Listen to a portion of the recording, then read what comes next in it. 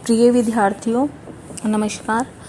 आज हम ध्रुव स्वामिनी के तृतीय अंक से पेज नंबर 41, 42 और 43 की संवादों को देखेंगे और कथाक्रम कहाँ तक आगे बढ़ता है समझने की कोशिश करेंगे। देखिए, ध्रुव स्वामिनी, खेल हो या ना हो, किंतु एक कलीवपति के द्वारा परित्यक्ता नारी का मृत्यु के मुख में जाना ही मंगल है। उसे स्वस्थ नयन और शांति की आवश्यकता नहीं। ध्रुव स्वामिनी कहती है कि पुरोहित जी, रामगुप्त की नज़रों में तो विवाह एक खेल की भांति ही है, क्योंकि उन्होंने अपनी एक छोड़ी गई नारी को मृत्यु के मुख में भेज दिया और उसमें भेजना ही उसे मंगल लगा, तो उन्हें किसी प्रकार की शांति यज्ञ की आवश्यकता नहीं है। पुरोहित आश्चर्य से, यह मैं क्या सुन रहा हूँ, विश्वास नहीं होता। वास्तव में ऐसा हुआ है क्या ध्रुव स्वामिनी? क्या तुम्हें सच में ही यहाँ उपहार स्वरूप भेजा गया है? मुझे इन बातों पर बिल्कुल भी विश्वास नहीं हो रहा है। यदि ये बातें सत्य हैं तब तो मुझे फिर से एक बार धर्मशास्त्र देखना होगा। अगर ये बातें सत्य हैं और कोई राजा ऐसे अपनी पत्नी के साथ व्यवहार करता है तो मुझे सच ही दोबारा से एक बार फिर से धर्मशास्त्रों का अध्ययन करना होगा। मिहिर देव का, और वह ऐसा कहकर प्रस्थान कर जाता है। तभी मिहिर देव के साथ कोमा का प्रवेश होता है और अपने धर्मपिता मिहिर देव के साथ कोमा ध्रुव स्वामिनी के महल में प्रवेश करती है। ध्रुव स्वामिनी, तुम लोग कौन हो? कोमा, मैं पराजित शक जाति की एक बालिका हूँ। ध्रुव स्वामिनी, और कोमा और मैंने प्रेम किया था। ध्रुव स्वामिनी, इस घोर अपराध का तुम्हें दंड क्या मिला? कोमा, वही जो स्त्रियों को प्रायः मिला करता है, निराशा, उत्पीड़न और उपहास। रानी, मैं तुमसे भीख मांगने आई हूँ। ध्रुव स्वामिनी के दरबार में मिहिर देव के साथ जब कोमा प्रवेश करती है तो ध्रुव स्वामिनी पूछती है कि तुम लोग कौन हो? कोमा कहती है कि मैं शक राज की पत्नी हूँ, जिसे आपके चंद्रगुप्त ने युद्ध में पराजित कर दिया है, और मैं शक जाति की अपने पति से हारी हुई एक बालिका भी हूँ। ध्रुव स्वामिनी, अच्छा। और कोमा कहती है कि मैंने भी प्रेम किया था तुम्हारी तरह, लेकिन मुझे प्रेम करने का घोर अपराध और दंड मिला। ध्रुव स्वामिनी कहती है, तुम बताओ कि तुम्हें प्रेम करने का दंड क्या मिला? तो ध्रुव स्वामिनी, कोमा कहती है, वही जो सभी स्त्रियों को मिला करता है। मुझे भी तुम्हारी तरह ही प्रेम करने के पश्चात निराशा, उत्पीड़न और मजाक उड़ाया गया। रानी, मैं तुमसे भीख मांगने आई हूँ कि मेरे पति शकराज की शव मुझे दे दिया जाए।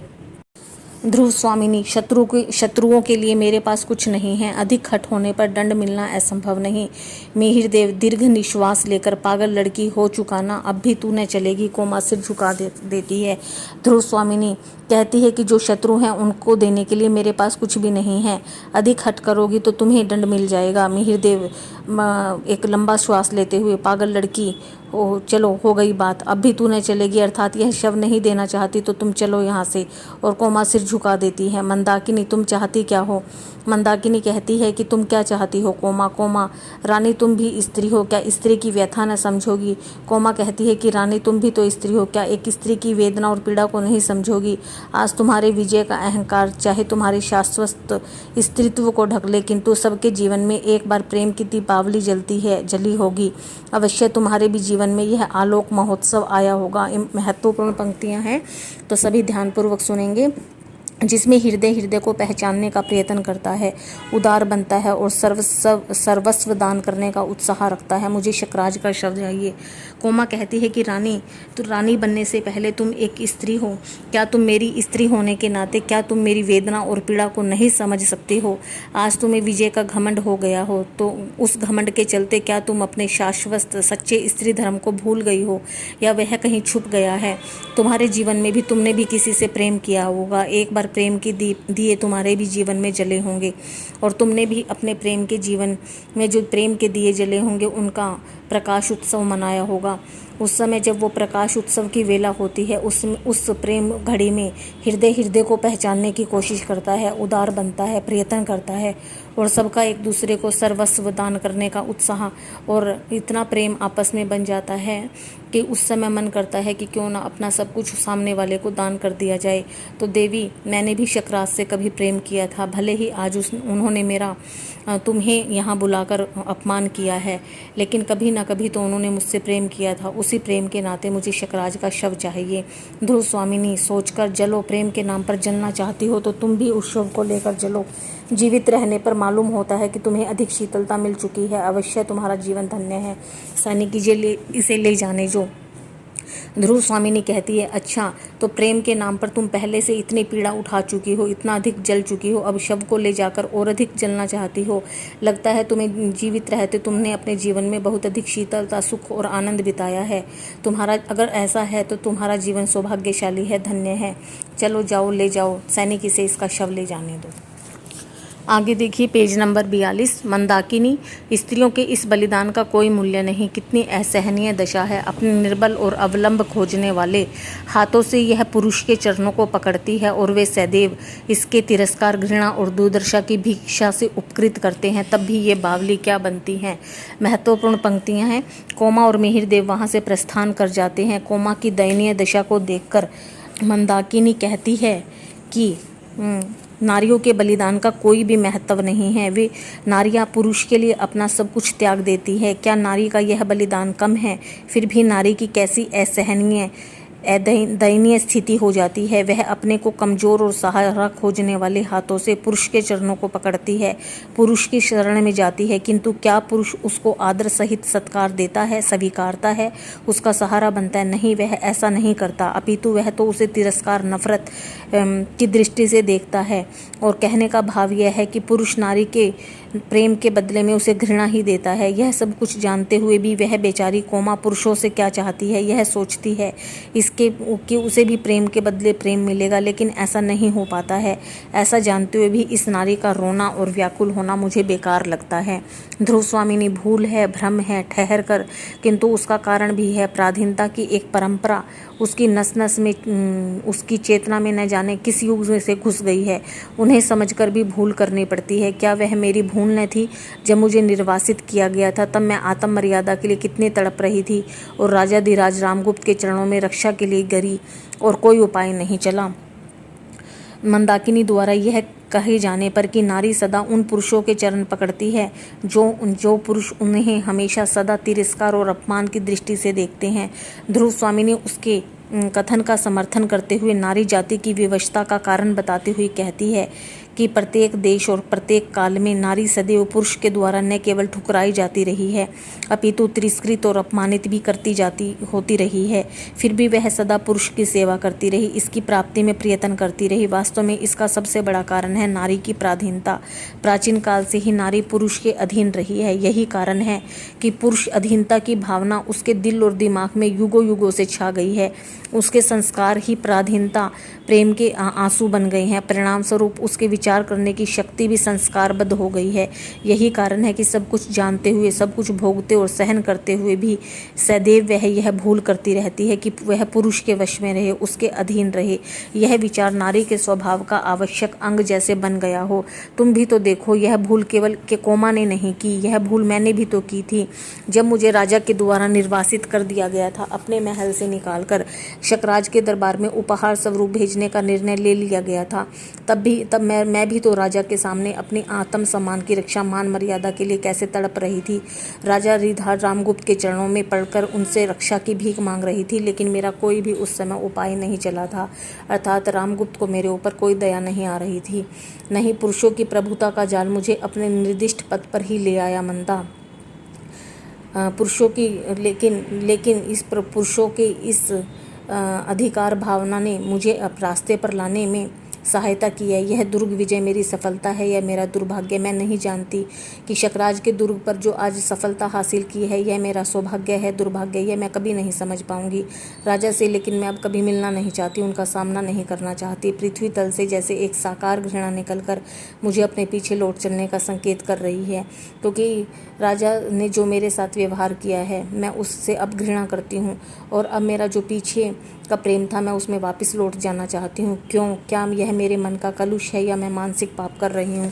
तुम ही बताओ कि मेरा विवाह तो रामगुप्त से हुआ था, लेकिन रामगुप्त ने कभी मुझसे प्रेम से अपनी पत्नी नहीं माना, ना ही कुलवधू माना। उस अपमान के चलते मैं उससे अब प्रेम कर भी नहीं सकती। इसलिए मेरा मन करता है कि मैं दोबारा अपनी पिछली वाली ज़िंदगी में वापस लौट जाऊँ। तो तुम ही बताओ मंदा, ये मेरे मन का मैल है या मैं कोई मानसिक पाप कर रही हूँ? लेकिन उन्मत्त भाव से प्रस्थान हो जाता है। मंदाकिनी नारी हृदय जिसके मध्य बिंदु से सटकर शास्त्र का एक मंत्र कील की तरह गड़ गया है, महत्वपूर्ण पंक्तियां हैं, उसे अपने सरल प्रवर्तन चक्कर से घूमने से रोक रहा है। निश्चय ही वह कुमार चंद्रगुप्त की अनुरागिनी है। प्रस्तुत काव्यांश में गद्यांश में बताया गया है कि नारी पात्र मंदाकिनी नारी हृदय की विवशता को समझती है। वह अपने अनुमान से ध्रुव स्वामिनी को चंद्रगुप्त की प्रेमिका मानती है। ध्रुव स्वामिनी और मंदाकिनी के आपसी संवाद से मंदाकिनी ध्रुव स्वामिनी के हृदय की भावना को समझ जाती है कि रामगुप्त से उसका विवाह उसकी इच्छा के विरुद्ध हुआ है और वह चंद्रगुप्त से ही प्रेम करती थी और करती है। इसलिए वह इस समस्या पर गंभीरता से सोचती हुई कहती है कि नारी हृदय जिसके मध्य बिंदु से सटकर शास्त्र का एक मंत्र कील की तरह गड़ गया है, अर्थात वह कहती है कि नारी का हृदय सरल गति से प्रेम की परिधि में घूमने वाला होता है, किंतु उसके विवाह संस्कार में जो वेद मंत्रों के उच्चारण के साथ सात भवरों वाला एक व्यवधान उसके प्रेम रूपी केंद्र बिंदु से कुछ हटकर दूसरे स्थान पर गड़ गया है, अर्थात यहाँ विवाह की पद्धति भी ठीक नहीं है। प्रेम के आधार पर ही नारी को उसका जीवन साथी मिलना चाहिए। ऐसा न होने पर उसकी जो सहज गतिशीलता है उसमें बाधा आ जाती है, अर्थात उसे अपने सरल प्रवर्तन चक्कर से घूम रहा है, अर्थात जो विवाह सरल तरीके से वैवाहिक जीवन बीतना चाहिए उस चक्र के घूमने में रुकावट आ जाती है। निश्चय ही वह कुमार चंद्रगुप्त की अनुरागिनी है, अर्थात ध्रुव देवी निश्चय ही चंद्रगुप्त के प्रति अपना प्रेम भाव रखती है। वह हृदय से चंद्रगुप्त की ही सच्ची प्रेमिका है। चंद्रगुप्त सहसा प्रवेश करके कौन मंदा। चंद्रगुप्त अचानक से प्रवेश करता है और मंदाकिनी पूछती है कौन। मंदाकिनी अरे कुमार अभी थोड़ा विश्राम करते। मंदाकिनी कहती है अरे चंद्रगुप्त अरे कुमार अभी आप थोड़ा विश्राम कर लेते। चंद्रगुप्त बैठते हुए विश्राम मुझे कहाँ विश्राम, मैं भी यहाँ से प्रस्थान करने वाला हूँ। मेरा कर्तव्य पूरा हो चुका, अब यहाँ मेरा ठहरना अच्छा नहीं। मुझे कहाँ विश्राम है, मैं तो अब यहाँ से जाने वाला हूँ। मेरा जो कर्तव्य था ध्रुव स्वामिनी के मान सम्मान की रक्षा करना वो मैंने पूरा कर दिया है। अब मेरा यहाँ ठहरना उचित नहीं है, मैं यहाँ से जाने वाला हूँ। किंतु भाभी की तो अभी बहुत अत्यधिक बुरी ही दशा है। चंद्रगुप्त क्यों, उन्हें क्या हुआ? मंदाकिनी चुप रहती है। बोलो, मुझे अवकाश नहीं। राजाधिराज का सामना होते ही क्या हो जाएगा मैं नहीं कह सकता, क्योंकि अब यह राजनीतिक छल प्रपंच मैं नहीं सह सकता। चंद्रगुप्त कहते हैं क्यों, ध्रुव स्वामिनी को क्या हुआ? मुझे इन सब बातों को सुनने का भी अब समय नहीं है, क्योंकि राजा का सामना होते ही ना जाने क्या हो जाए मैं नहीं कह सकता। और मैं अब जितने भी राजनीतिक प्रपंच हैं उनको सह नहीं सकता हूँ जो ये धोखेबाजी रामगुप्त के द्वारा की जा रही है। इसलिए मैं शीघ्र यहाँ से चले जाना चाहता हूँ। मंदाकिनी किंतु उन्हें असहाय अवस्था में छोड़कर आपका जाना क्या उचित होगा? मंदाकिनी कहती है कि ध्रुव स्वामिनी को क्या ऐसी दशा में आप छोड़कर चले जाओगे, और ऐसे छोड़कर चले जाना क्या सही होगा? और वह यह कहकर चुप हो जाती है। चंद्रगुप्त और क्या, वह क्यों नहीं कहती हो? चंद्रगुप्त कहता है तुम बात को पूरी क्यों नहीं करती हो, क्या कहना चाहती हो वह तो बताओ। मंदाकिनी तो क्या उसे भी कहना होगा? महादेवी बनने के पहले ध्रुव स्वामिनी का जो मनोभाव था वह क्या आपसे छिपा है? मंदाकिनी चंद्रगुप्त को याद करवाना चाहती है कि ध्रुव देवी तुमसे प्रेम करती थी, अर्थात वह इशारों व संकेतों के माध्यम से समझाना चाहती है कि ध्रुव स्वामिनी के मन में केवल आपका निवास है, अर्थात वह तुमसे प्रेम करती है। मंदाकिनी कहती है क्या मुझे सापेक्ष रूप से सामने आकर कहना पड़ेगा कि ध्रुव स्वामिनी के मन में केवल आपके प्रति मनोभाव हैं, आपके प्रति प्रेम है, और वह क्या आपसे छिपे हुए हैं? चंद्रगुप्त किंतु मंदा, उसकी चर्चा करने से क्या लाभ? चंद्रगुप्त कहता है किंतु मंदाकिनी ठीक है, मैं जानता हूँ कि हम दोनों के बीच में कभी प्रेम हुआ करता था, लेकिन अब उसकी चर्चा करने से क्या लाभ है, क्योंकि ध्रुव स्वामिनी का विवाह तो राजा रामगुप्त से हो चुका है। मंदाकिनी हृदय में नैतिक साहस, वास्तविक प्रेरणा, पौरुष की पुकार एकत्रित करके सोचिए तो कुमार कि अब आपको क्या करना चाहिए। मंदाकिनी उसको प्रेरित करती है और प्रोत्साहित करती हुई कहती है कि आप अपने हृदय में नैतिकता का साहस भरो आपके अंदर, और आप अपने पौरुष को इकट्ठा करके एक बार सोचो तो सही कि आप ध्रुव देवी के लिए और क्या कर सकते हो। चंद्रगुप्त चिंतित भाव से टहलने लगता है और नेपथ्य में कुछ लोगों के आने जाने का शब्द और कोलाहल, देखूं तो यह क्या है और महादेवी कहाँ गई? और अचानक से दुर्ग में इधर उधर के लोगों का शोर सुनाई देने लग जाता है और चंद्रगुप्त कहता है कि देखो देखूं कौन है और ये शोर कहाँ से आ रहा है, और महादेवी चिंतित अवस्था में कहाँ है और वो क्या कर रही है, कहाँ चली गई है। आगे देखिए, चंद्रगुप्त विधान की शाही का एक बिंदु गिरकर भाग्यलिपि पर कालीमा चढ़ा देता है। आज मैं यह स्वीकार करने में भी संकुचित हो रहा हूँ कि ध्रुव स्वामिनी मेरी है। चंद्रगुप्त कहता है कि भाग्य का कैसा खेल है, विधाता के कैसे खेल हैं कि भाग्य के लिखे हुए कर्मों की शाही का एक बिंदु ही पूरे भाग्य पर कालीमा चढ़ा देता है, अर्थात पूरे भाग्य को अंधकार से ढक देता है। कहने का अभिप्राय यह है कि जब मेरी प्रेमिका ध्रुव स्वामिनी का विवाह रामगुप्त से हो गया था, अर्थात भाग्य में ऐसा लेख लिखा हुआ था कि ध्रुव स्वामिनी रामगुप्त से विवाह बंधन में बंध जाएगी, तभी मेरे भाग्य पर अंधकार की कालीमा चढ़ गई थी। और मुझे यह स्वीकार करने में भी आज अत्यधिक संकोच हो रहा है कि ध्रुव स्वामिनी कभी मेरी थी। हाँ, वह मेरी है, उसे मैंने प्रारंभ से ही अपनी संपूर्ण भावना से प्यार किया है। हाँ, ये सच है कि जैसे वो मुझसे प्रेम करती है, मैंने भी अपने संपूर्ण भावना के साथ उससे कभी प्रेम किया है। मेरे हृदय के गहन अंतःस्थल से निकली हुई यह मूक स्वीकृति आज बोल रही है। मेरे हृदय के बिल्कुल गहरे भावों से, गहरे मन और आत्मा से यह मूक स्वीकृति, अर्थात मैं मुंह से बोलकर नहीं कह रहा, लेकिन मेरे हाव भावों को देखकर मंदाकिनी तुम भी समझ सकती हो कि मैं भी ध्रुव देवी से उतना ही प्रेम कल करता था, उतना ही आज भी करता हूँ। मैं पुरुष हूँ नहीं, मैं अपना वैभव और अधिकार दूसरों को अन्याय से छीनते देख रहा हूँ। मैं पुरुष होकर भी ध्रुव स्वामिनी मेरा वैभव है, मेरा सौभाग्य है, मेरा अधिकार है। दूसरों के अन्याय और अत्याचार से उसको छीनते हुए देख रहा हूँ। मैं ऐसा अब नहीं होने दूंगा। और मेरी वाग्दत्ता पत्नी ही मेरे अनुत्साह से आज मेरी नहीं रही। मैंने ही कभी उत्साह नहीं दिखाया कि मैं रामगुप्त का विरोध करूं। और ध्रुव देवी के पिता ने मेरी वाग्दत्ता बनाया था, अर्थात वह मेरी वाग्दत्ता पत्नी थी। मैं ही कभी उत्साह नहीं कर पाया। मेरी ही गलती का यह सब परिणाम है। नहीं, यह शील का कपट, मेरी मोह प्रवंचना है।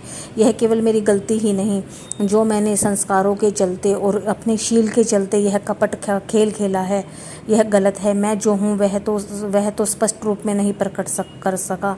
वास्तव में मैं समुद्रगुप्त के मान सम्मान, अपने पिता के मान सम्मान और गुप्त वंश के मान सम्मान के लिए चुप रहा, लेकिन यह मोह है, एक धोखा है। यह कभी भी सही नहीं हो सकता। यह कैसी विडंबना है। विनय के आवरण में मेरी कायरता अपने को कब तक छिपा सकेगी, अर्थात जिस मान मर्यादा को बचाने के लिए, जिस विनय के आचरण में मैंने ध्रुव देवी के साथ ऐसा किया, अर्थात ध्रुव देवी का विवाह मुझे रामगुप्त के साथ होते समय रोकना चाहिए था, क्योंकि मेरे पिता समुद्रगुप्त और ध्रुव देवी के पिता ने ध्रुव देवी को मेरी वाग्दत्ता बनाया था। ना कि वाग्दत्ता का मतलब होता है वचन के अनुसार किसी को किसी का पति और किसी की पत्नी घोषित कर देना।